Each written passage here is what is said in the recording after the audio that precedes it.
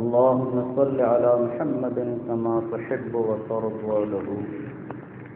اللهم صل على محمد وأنزله المقعد المقرب عندك يوم القيامة.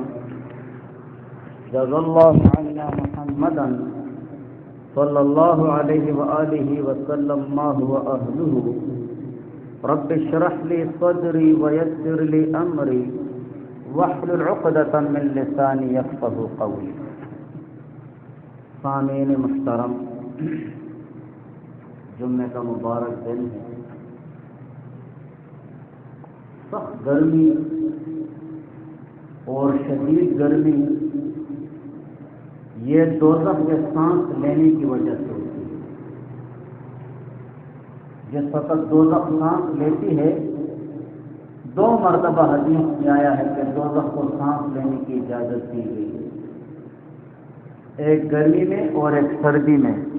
جب سردی میں سانس لیتی ہے تو سخت اور شدید گرمی بنتی ہے، اور جب سردیوں میں سانس لیتی ہے تو جو سرد حصہ ہے اس کی وجہ سانس لیتی ہے تو سخت سردی بن جاتی ہے. حضور پاک صلی اللہ علیہ وآلہ وسلم نے فرمایا کہ جب سخت گرمی ہو، انتہائی گرمی ہو، تو ظہر کی نماز دیر سے پڑھا کرو. ابریو بالظہر، گرمیوں میں ظہر کی نماز کو دیر سے پڑھا کرو. اور وجہ یہ ہے کہ گرمی کا زور تھوڑا کم ہو جاتا ہے، کیونکہ گرمی کی سختی دوزخ کی تیزی کی وجہ سے ہوتی ہے. اور پھر حضور علیہ السلام نے فرمایا کہ دوزخ اپنے رب کے بارگاہ میں شکایت کرتی ہے، شکایت کی، اور شکایت یہ ہے کہ میری تیزی بہت بڑھ گئی ہے، حتیٰ کہ میرے کچھ حصے دوسرے حصوں کو کھا جاتے ہیں. لہذا مجھے اجازت دی جائے کہ کسی طرح اپنی گرمی کو ہلکا کروں. چنانچہ اللہ تعالیٰ کی طرف سے اس کو 2 مرتبہ سانس لینے کی اجازت دی، ایک سانس سردی کے موسم میں اور ایک سانس گرمی کے موسم میں.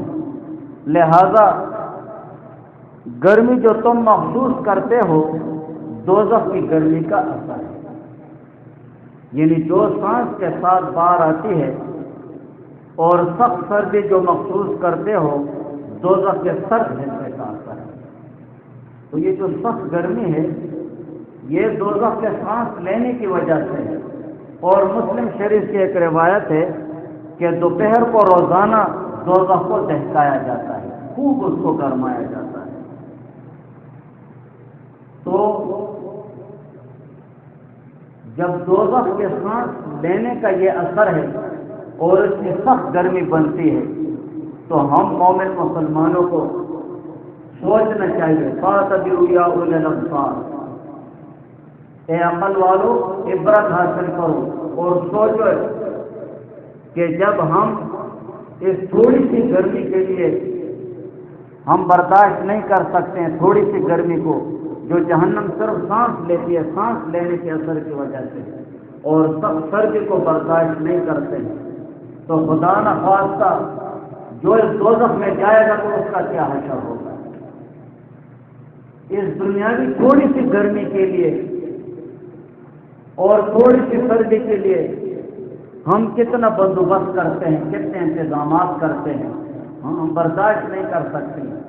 لیکن جو دوزخ، اصلی دوزخ کی جو گرمی ہوگی اور اصلی زمہریر سخت سردی کی دوزخ ہوگی تو اس کا کیا عالم ہوگا. تو ان 2 احادیث کا ذکر کرنے کا مقصد یہ ہے کہ دنیاوی گرمی سے ہمیں عبرت حاصل کرنی چاہیے کہ جب دوزخ سانس لے رہی ہے تو اتنی گرمی بن رہی ہے، تو خدا نہ خواستہ جو دوزخ میں جائے تو دوزخ کا اپنا کیا عالم ہوگا. بہرحال شروع سے جو امانت کے متعلق ہماری موضوع آ رہی تھی اس پر کچھ چیزیں ذکر ہو گئی تھی، امانت کا معنی اور مطلب وغیرہ، اور اسی طرح امانت کا مفہوم کہ اس کا مفہوم بہت وسیع ہے.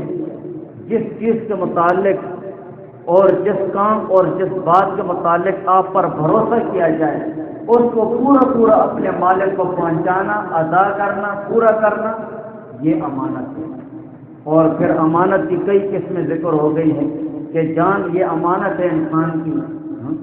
یہی وجہ ہے کہ انسان اس میں تصرف وغیرہ اور اسی طرح رد و بدل نہیں کر سکتا شرعی اصولوں سے ہٹ کر۔ دولت امانت ہے اللہ تعالیٰ کی طرف سے، اولاد اللہ تعالیٰ کی طرف سے امانت ہے، اور اسی طرح علم بھی امانت ہے۔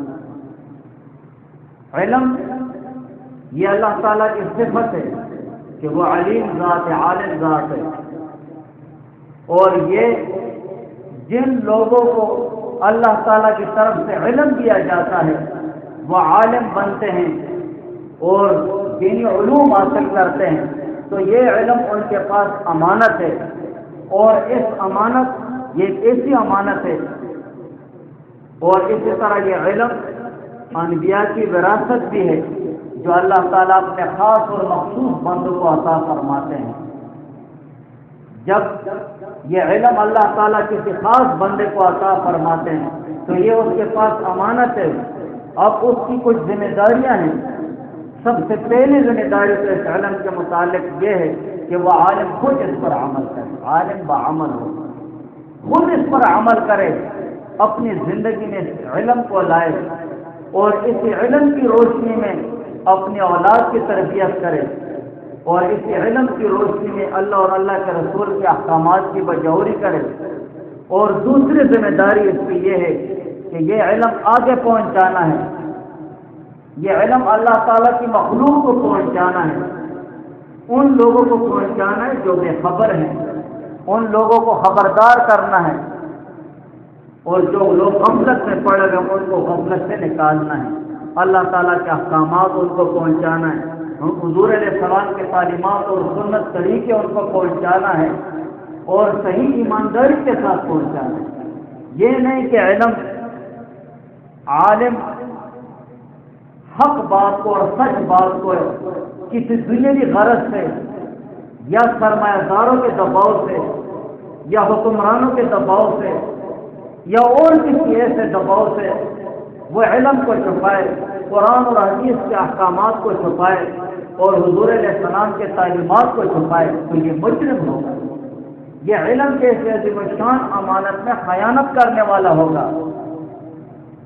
تو علم عالم کے پاس امانت ہے، اور حدیث میں ہے حضور پاک صلی اللہ علیہ وسلم نے فرمایا من سئل عن علم علمه ثم كتمه الزم یوم القیامہ بلجام من نار، کہ اگر کسی عالم سے جس نے علم سیکھا ہے کسی مسئلے کے متعلق پوچھا جائے اور اس مسئلے کا اس کو علم بھی ہے ثم كتمه، اور پھر یہ اس مسئلے کو چھپائے، اس بات کو چھپائے جس کے متعلق اسے پورا علم ہے اور اس کو چھپائے اور اس کو بتائے نہیں، تو حضور علیہ السلام نے فرمایا ان کے یوم القیامہ، قیامت کے دن اس کی باچھوں میں اور اس کے منہ میں لگام ڈالی جائے گی، بلجام من نار، وہ آگ کی لگام ڈالی جائے گی۔ اس کے علاوہ بہت زیادہ وعیدات آئی ہیں۔ تو علم حکمرانوں اور دنیا داروں اور سرمایہ داروں اور کسی اداروں اور افسروں کی وجہ سے علم نہیں چھپانا چاہیے، بلکہ جو حق اور سچ بات ہے وہ آپ بتائیں گے۔ آپ سے اگر کسی مسئلے کے متعلق پوچھا جائے گا، پورا علم ہے آپ کے پاس اور آپ اس کے عالم ہیں، آپ وہ آگے پہنچائیں گے، نہیں تو جتنی وعیدات یہ احادیث میں آئی ہے وہ سارے ان سب کا مصداق وہ انسان بنتا ہے۔ اور حضرت زیاد بن حدید رضی اللہ تعالیٰ عنہ سے روایت ہے، قال قال لی عمر رضی اللہ تعالیٰ عنہ، زیاد بن حدید رضی اللہ تعالیٰ عنہ فرماتے ہیں کہ مجھ سے عمر رضی اللہ تعالیٰ عنہ نے فرمایا هل تعرف ما يهدم الاسلام، کیا آپ جانتے ہیں کہ اسلام کو ڈھا دینے والی چیز، اسلام کو برباد کر دینے والی چیز جانتے ہو؟ قال زیاد بن حدید رضی اللہ تعالیٰ عنہ فرماتے ہیں قلت لا، میں نے کہا میں تو نہیں جانتا ہوں۔ تو عمر فاروق رضی اللہ تعالیٰ عنہ نے فرمایا یہدم کہ ڈھا دیتا ہے اسلام کو اور اسلام کو برباد کرتا ہے ذلت العالم و جدال المنافق بالکتاب، وہ عالم کا پھسل جانا، عالم کا مسئلے اور دین کو چھپانا، اور عالم کا گمراہی میں پڑ جانا، یا عالم کا ایسے گناہوں میں پڑ جانا جس سے علم اور علماء، دین اور دینداری بدنامی، وہ اس کے لیے بدنامی کا سبب بنے۔ دین اور دینداری کے لیے، علم اور علماء کے لیے مسائل کو چھپانا، قرآن اور حدیث کے احکامات کو چھپانا ہے، کس غرض کے لیے ہو، تو یہ چیز اسلام کو ڈھا دیتی ہے، اسلام کو برباد کرتی ہے۔ وجدال المنافق بالکتاب، اور منافق شخص کا لڑنا اللہ تعالیٰ کی کتاب کے اندر۔ آج ہر دوسرا تیسرا آدمی اللہ تعالیٰ کی کتاب میں لڑتا ہے، قرآن میں ایسا ہے، قرآن میں ایسا ہے، قرآن غلط غلط آیتیں بھی پڑھے گا، زبر زیر کو بھی ادھر ادھر کر دے گا، الفاظ کو بھی ادھر ادھر کر دے گا۔ جدال المنافق بالکتاب، تو اللہ تعالیٰ کی کتاب یہ لڑائی اور جھگڑوں کی چیز نہیں ہے، بلکہ اللہ تعالیٰ کی کتاب یہ سیکھنے اور اس پر عمل کرنے کے لیے ہے کہ اللہ تعالیٰ کی کتاب کو ہم سیکھیں، اس کے احکامات کو سیکھیں اور پائے کے علماء سے ہم سیکھیں۔ آج کل ہر دوسرا تیسرا آدمی وہ قرآن کی آیت پیش کرتا ہے، بس صرف اس میں لفظی ترجمہ دیتا ہوتا ہے۔ بعض ایسے بھی ہوتے ہیں جو لفظی ترجمے کو بھی نہیں سمجھتے۔ قرآن پاک کے ترجمہ اور تفسیر کے لیے کئی قسم علوم کی ضرورت پڑتی ہے۔ تو وجدال المنافق بالکتاب، اور لڑنا منافق شخص کا اللہ تعالیٰ کی کتاب کے اندر، وہ حکم الائمۃ المضلین، اور گمراہ سرداروں کا حکم جاری کر دے، اس طرح کر دو بھائی، اس طرح کر دو۔ تین قسم قاضی، تین قسم حکم جاری کرنے والے ہوتے ہیں، تین قسم قاضی ہوتے ہیں، حاکم ہوتے ہیں۔ ایک قاضی وہ ہے حکم جاری کرنے والا جیسے کسی چیز کے متعلق علم نہیں اور فیصلہ بھی غلط کرتا ہے۔ دوسرا قسم وہ ہے کہ جسے کسی چیز کے متعلق علم تو ہے، عالم بھی ہے، لیکن فیصلہ غلط کرتا ہے۔ اور تیسرا قسم وہ ہے جو عالم ہے، باعمل ہے اور فیصلہ بھی درست کرتا ہے۔ یہ جو پہلے دو قسم ہیں یہ تو جہنمی ہے۔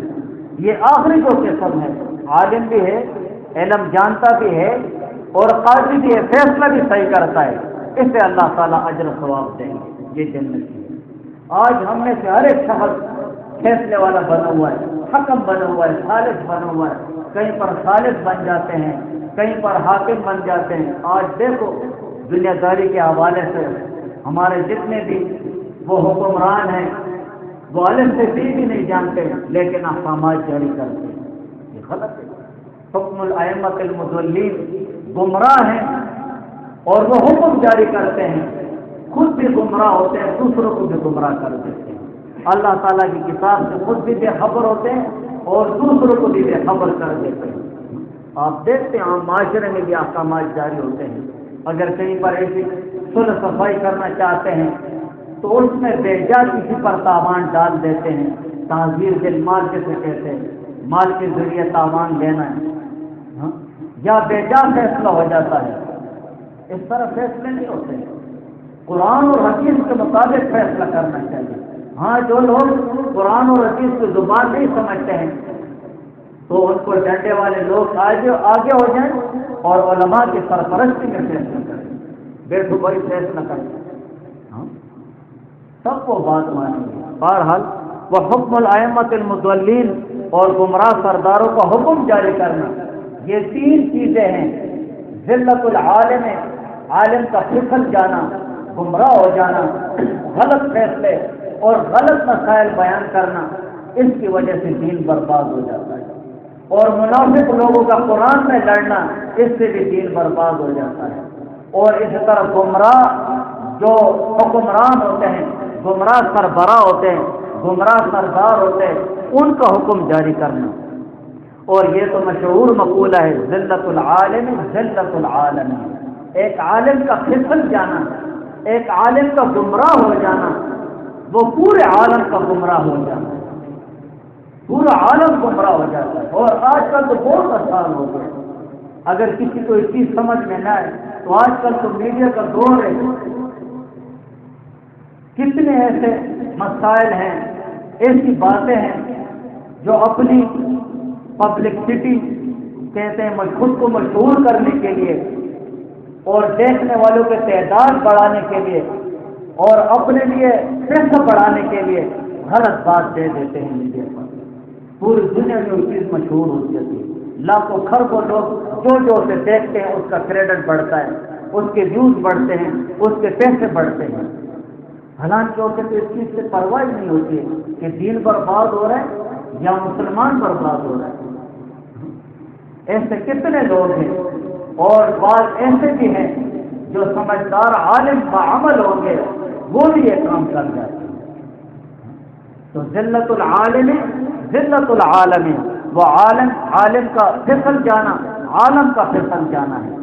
اور اسی طرح جب یہ علم امانت ہے تو اس امانت کو صحیح طریقے کے ساتھ استعمال کرنا چاہیے، صحیح طریقے کے ساتھ اللہ تعالیٰ کے احکامات پر عمل ہو اور صحیح طریقے کے ساتھ اللہ تعالیٰ کے احکامات کو آگے لوگوں کو بتانا ہو، عوام کو سمجھانا ہو کہ یہ اللہ اور اللہ کے رسول کا حکم ہے، اور اس طریقے سے کرنا چاہیے۔ باقی حکمرانوں اور سرمایہ داروں اور دنیا داری کے حوالے سے علم کو چھپانا نہیں چاہیے۔ اور اسی طرح شاگرد امانت ہے۔ ایک استاد ہے، استاد کے پاس ایک شاگرد امانت ہے، اسی لیے کہ جو شاگرد کے والدین ہوتے ہیں وہ استاد پر بھروسہ کرتے ہیں، اعتماد اور یقین کرتے ہیں کہ یہ ہمارے بچے کے اوقات کو قیمتی بنائے گا۔ ان کے بھروسے کی وجہ سے یہ شاگرد استاد کے پاس امانت ہوتا ہے، اور ایک قیمتی سرمایہ ہے شاگرد، اور اس کا وقت بہت زیادہ قیمتی سرمایہ ہوتا ہے، تو اس کا ایک ایک لمحہ ایک ایک سیکنڈ وہ بہت زیادہ قیمتی ہوتا ہے استاد کے پاس۔ بجائے اس کے استاد اس کو علم قرآن اور حدیث کوئی بھی چیز اس کو سکھانے کے بجائے تعلیمی اوقات میں اس کے اپنا کوئی کام لے یا ادارے کا کوئی ایسا کام لے تعلیمی اوقات میں جو تعلیمی اوقات کے علاوہ دوسرے وقت میں بھی وہ کام ہو سکتا ہے، یہ اس امانت کو ضائع کر رہا ہے۔ اس امانت کے متعلق اس سے پوچھا جائے گا کہ بھائی آپ نے اپنے شاگرد سے ایسا کام کیوں لیا اور ایسے وقت میں کیوں لیا ہے؟ جتنا وقت استاد سے لینا چاہیے وہ پورا کا پورا وقت شاگرد کو دینا ہے، پورا کا پورا وقت۔ اس وقت میں اپنا ذاتی کوئی کام نہیں کر سکتا، ورنہ وہ شاگرد کے ساتھ خیانت کرنا ہوگا۔ اس کے ایک ایک لمحہ اور ایک ایک گھڑی کا اس استاد سے شاگرد کے متعلق پوچھا جائے گا۔ تو شاگرد یہ امانت ہے۔ مشورہ کی امانت ہے، مشورہ کی امانت ہے۔ مشورہ ہو گیا، مجلس کی باتیں ہو گئی ہیں، یہ ایسی امانت ہے، خفیہ امانتیں ہیں جس سے ہمارا مسلمان معاشرہ غفلت میں پڑا ہوا ہے۔ آج ہر دوسرا تیسرا آدمی دنیاوی مشکلات یا دینی مشکلات کی وجہ سے دوسرے تیسرے آدمی سے مشورہ لیتا ہے، اور وہ مشورہ اس کو ایمانداری سے دے گا، ایمانداری سے مشورہ دے گا۔ اگر غلط مشورہ دیا، تھوڑا سا بھی غلط دیا، تو یہ خیانت کرنے والا ہوگا۔ اسی وجہ سے حضور پاک صلی اللہ علیہ وسلم نے فرمایا ان المستشار مؤتمن، کہ جس سے مشورہ دیا جاتا ہے وہ امانت دار ہوتا ہے، مؤتمن اس پر اعتماد اور بھروسہ کیا جاتا ہے۔ جب آپ سے کسی شخص نے مشورہ لے لیا ہے، مشورہ مانگ لیا ہے، تو بے دھڑک کو مشورہ نہیں لینا چاہیے، بلکہ مشورہ لینے والے کے حالات کا جائزہ لو، تب اس کو مشورہ دو۔ آج ہم نے جب کسی نے اپنے سے مشورے کی مشین بنائی ہوتی ہے، تو نہ تو مشورہ دینا اس طرح کر لیں، نہ تو مشورہ دینا اس طرح کر لیں۔ 100 آدمی ہوتے ہیں، 100 مشورے ہوتے ہیں، اور کسی کو بھی پتہ نہیں ہوتا ہے جو شخص مجھ سے مشورہ لے رہا ہے اس کے حالات کیسے ہیں، میں جو مشورہ اسے دے رہا ہوں وہ اس کے حق میں کیسا ہے۔ بعض لوگ ہوتے ہیں وہ تو قصداً اور جان بوجھ کر غلط مشورہ دے دیتے ہیں کہ چھوڑو کہ اسے تو پتہ نہیں ہے چھوڑو کہ تھوڑا پھنس جائے. سادہ لوگ ہیں, مولوی صاحب کسی سے مشورہ لیتا ہے, یار مجھے چیز نہیں ہے. آج مولوی صاحب نے یہاں کو پیسے زیادہ ہونے 2,000-3,000 روپے میں مولوی صاحب نے تنگ کر دیا. ایک چیز لے لے مولوی صاحب زبردست, ایک چیز لے لے پتہ نہیں کر لوگ کتنوں نے کیا ہے. ہمیں پتہ نہیں ہوتا ہے یار یہ چیز لینی ہے, یہ چیز لینی. پہلے تو پورا مہینہ ٹینشن ہوتا ہے, یہاں پوچھو وہاں پوچھو ادھر پوچھو ادھر پوچھو. بس جس نے بدلہ لینے ہوتا ہے وہ صحیح مشورہ لینا. بدلہ کیا لینا ہوتا ہے 2-3,000 روپے. بعض شرارتی لوگ ہوتے ہیں, ان کو شرارت مزہ دیتی ہے, چاہے اگلے کی عزت جائے یا اگلے کا پیسہ جائے یا اگلے کی جان جائے, اسے یہ پرواہ نہیں ہوتی ہے. اس کے اپنے اندر کے شیطان اور شیطانی حرکتوں کے ذریعے خود کو خوش کرنا ہوتا ہے. میرا دل خوش ہو گیا, ہمیں آپ سے جو بھی ہو جائے. تو مشورہ دینا اس میں ایمانداری سے کام لینا ہوگا. ان المستشار مؤتمن, کہ جس سے مشورہ دیا جاتا ہے وہ ایماندار ہوگا, اس پر اعتماد اور بھروسہ کیا جاتا ہے. آپ ایمانداری کے ساتھ مشورہ دیں گے. اگر آپ کو جس چیز کے متعلق آپ سے مشورہ دیا جا رہا ہے, اگر آپ کو اس کے متعلق علم نہیں ہے, آپ نہیں سمجھتے ہیں, آپ صاف بتا دیں مجھے اس چیز کے متعلق پتہ نہیں, مجھے پتہ نہیں ہے. ہاں آپ کسی اور سے بھروسے والے آدمی سے مشورہ لیں. تو یہ ایک خفیہ امانتیں ہیں جس سے ہم غفلت میں پڑے ہوئے ہیں. مجلس کی باتیں کی امانت ہے. ایک کمرے میں یا ایک گھر میں یا اور کسی جگہ میں 10-12 آدمی بیٹھے ہوئے, وہ اپنی باتیں کر رہے ہیں یا اور کچھ باتیں کر رہے ہیں, تو اس مجلس میں جتنی باتیں ہوتی ہیں وہ امانت ہوتی ہیں. ضروری نہیں ہے کہ اس مجلس میں کوئی شخص آپ سے یہ کہے کہ یار میں نے یہ بات کی, کسی کو بتانا نہیں ہے, بے عزتی ہو جائے گی. بعض لوگ کے مجلس میں یہ بات کہنے کی ضرورت ہی نہیں ہے. جس سے اس بات کا علم ہو, المجالس بالامانہ. حضور پاک صلی اللہ علیہ وسلم نے فرمایا جتنی بھی مجلس ہے یہ امانت ہیں, ان میں خیانت نہیں کرنا ہے. مجلس میں کسی کی بری باتیں یا بری حرکتیں دیکھ کر ان کو اسی طرح بے دھڑک پھیلانا اور ان کا تشہیر کرنا اور ان کا افشا کرنا ہے, یہ غلط ہے, امانت میں خیانت ہے. بلکہ پردہ پوشی کا مظاہرہ کرنا ہے اور ان کو سدھارنے کا مظاہرہ کرنا ہے. یا کسی کی عزت کے متعلق بعض ہوتے ہیں گھر کی باتیں کر لیتے ہیں, گھر کے متعلق ہوتی ہے, کوئی کسی سے اپنی پریشانی شیئر کر لیتا ہے, بتا دیتا ہے, یا اور کوئی مسئلہ ہوتا ہے, 100 باتیں ہوتی ہیں. تو اس کا یہ مطلب نہیں ہے کہ وہ اس کے راز کو فاش کرے اور اس کو بے عزت کرے. تو حضور پاک صلی اللہ علیہ وسلم نے فرمایا المجالس بالامانہ, مجلس جتنی بھی یہ امانت ہے, الا ثلاثۃ مجالس, مگر 3 مجلس ایسی ہیں جس کو امانت نہیں سمجھنا ہے. اس کو ظاہر کرو گے. اگر ان 3 مجلسوں کو, ان 3 باتوں کو تو نے راز سمجھا اور ان کو آگے بتایا نہیں اور وہ کام ہو گیا تو آپ گناہگار ہوں گے. وہ 3 مجلس یہ ہے سب کو دم حرام. کوئی مجلس بیٹھی ہوئی ہے اور اس میں ناحق کسی کا خون بہانے کا پلان بنایا جا رہا ہے, کسی کا ناحق خون بہانے کا ارادہ کیا جا رہا ہے, اور کوئی بھی کام ناحق خون بہانے کے لیے کیا جا رہا ہے, آپ بتائیں گے. جس کے خون بہانے کے متعلق بات ہو رہی ہے ان کو صحیح طریقے سے خبردار کرو گے کہ بھائی آپ کا ناحق خون بہانے کے متعلق نا مجلس میں بات ہوئی, آپ خبردار ہو جائیں.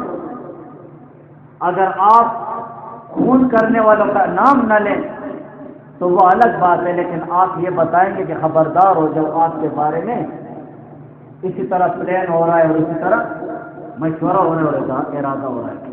اور دوسرے نمبر پر او فرج حرام, کسی کی آبرو ریزی, کسی مجلس میں کسی کی عزت خراب کرنے کا پلان بنایا جا رہا ہے, کسی کی عزت لوٹنے کا پلان بنایا جا رہا ہے, آپ اسے بتائیں گے کہ بھائی مجلس میں فلاں لوگوں کے درمیان آپ نام لیں یا نہ لیں، لیکن اس کو خبردار کرو گے، آپ کی ذمہ داری ہے۔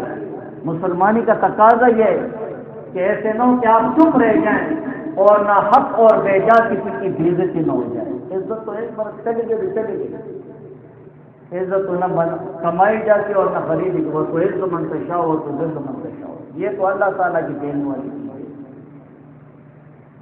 تو مقصد یہ ہے کہ کسی کی آبروریزی اور کسی کی عزت خراب کرنے کے متعلق اگر بات ہو رہی ہو تو آپ بتائیں گے، اور اقتطاع مال بغیر حق، یا نہ حق کسی کا مال لوٹنے کا پلان بنایا جا رہا ہو، کسی کا نہ حق مال لینے کے متعلق بات چیت ہو رہی ہو مجلس میں، تو آپ ان کو بتائیں گے کہ بھائی آپ کا مال لوٹ جانے کا اور آپ سے نہ حق مال لینے کا وہ ہو رہا ہے، بندوبست ہو رہا ہے، آپ خبردار ہو جائیں گے۔